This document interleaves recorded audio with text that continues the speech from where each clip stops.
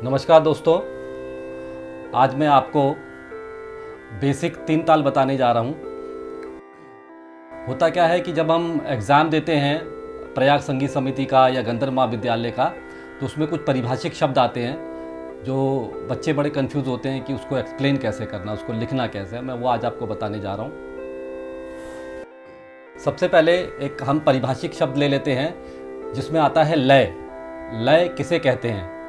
उसमें परिभाषिक शब्द आते हैं, 7-8 परिभाषिक शब्द आते हैं और उसमें से 5 को आपको परिभाषाएं देनी पड़ती हैं।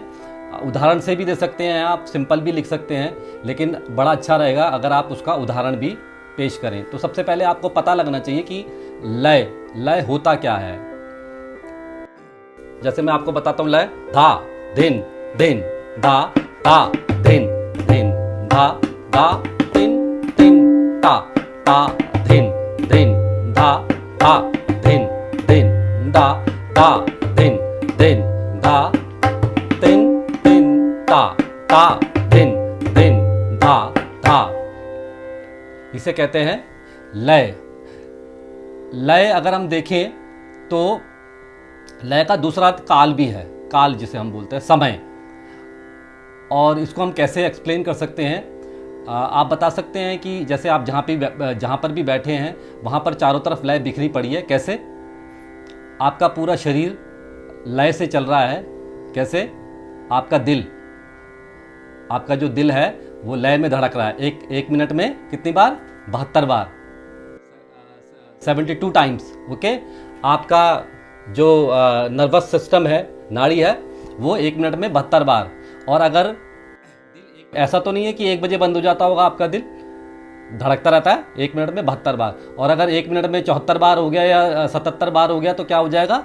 आपको बुखार आ जाएगा, आपको हार्ट अटैक भी आ सकता है। इसका मतलब लय के बिगैर जीवन मुश्किल है। अगर कोई आदमी गूंगा हो तो वो खा सकता है, पी सकता है, सब कुछ कर सकता है, लेकिन अगर आपके शरीर में लय नहीं हो तो वो कुछ भी नहीं कर सकता। डॉक्टर पहले आपका थर्मामीटर पहले नहीं होता था तो नाड़ी देख के चेक करते थे कि आपको बुखार है या नहीं। यानी कि 1 मिनट में 72 बार से ज़्यादा पल्स आपकी धड़क रही है तो वो आपको बुखार है।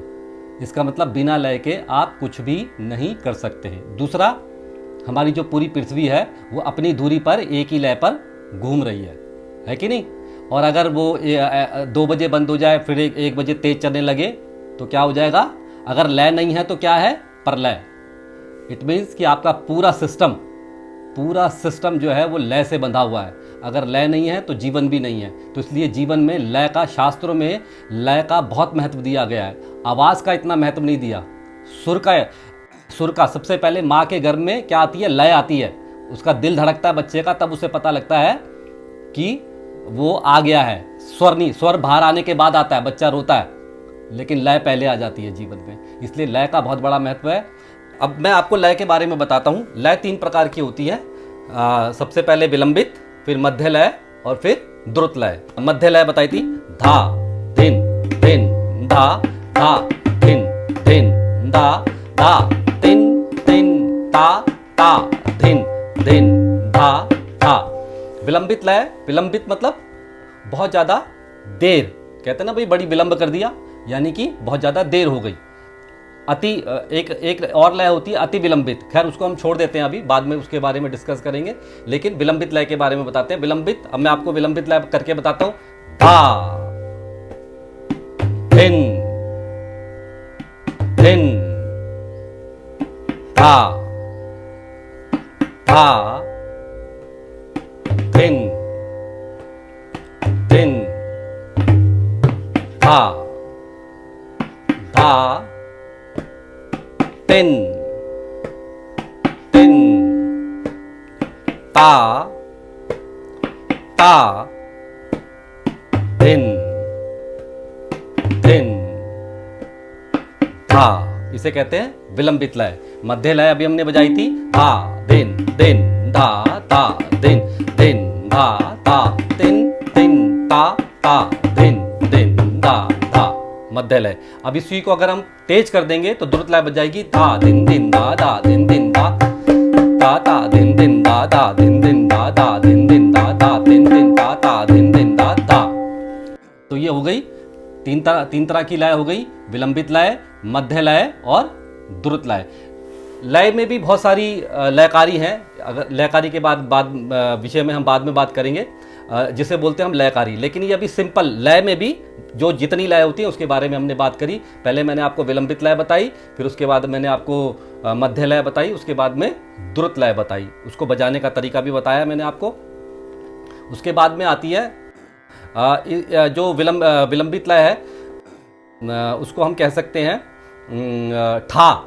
ठा भी बोलते हैं, यानी कि एक मात्रा में एक मात्रा, और एक मात्रा में दो मात्रा को क्या बोलते हैं हम, दुगुन बोलते हैं। एक मात्रा में चार मात्रा को क्या बोलते हैं, चौगुन बोलते हैं। ठीक है, इसको बाद में जब हम डिस्कस करेंगे मैं आपको लिखना भी बताऊंगा कि इसको लिखते कैसे हैं। जब आप थ्योरी का पेपर देंगे आपको पता लगेगा कि इसको हम लिखते कैसे हैं। लेकिन इसको प्रैक्टिकली बजाने का होता क्या है कि जब आप प्रैक्टिकल एग्ज़ाम देते हैं तो जो टीचर्स हैं वो तरह तरह के सवाल पूछते हैं कि आप तीन ताल बजाइए आपने, या लय के बारे में कुछ बताइए। तो लय के बारे में तीन ताल सबसे पहले तो हमें हाथ पे देने नहीं आती, तो वो कहते हैं तीन ताल हाथ पे दे के बताइए। तो अभी हम हाथ पे देने का तरीका बताएंगे। धा दिन दिन धा धा दिन दिन धा धा तिन तिन ता ता दिन दिन धा धा।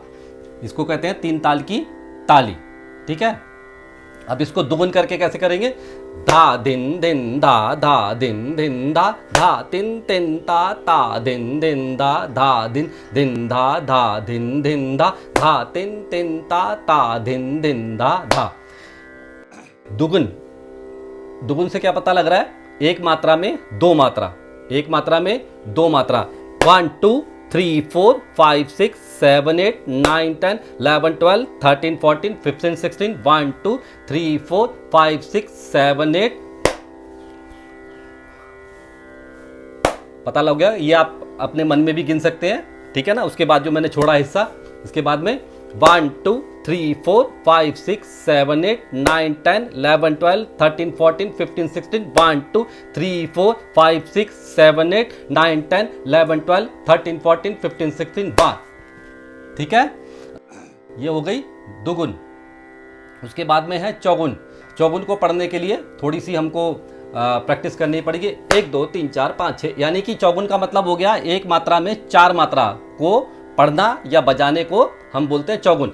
1 2 3 4 5 6 7 8 9 10 11 12 13 14 15 16। 1 2 3 4 5 6 7 8 9 10 11 12 13 14 15 16। 1 2 3 4 6 7 8 9 10 11 12 13 14 15 16। 1 2 3 4 5 6 7 8 9 10 11 12 13 14 15 16 1।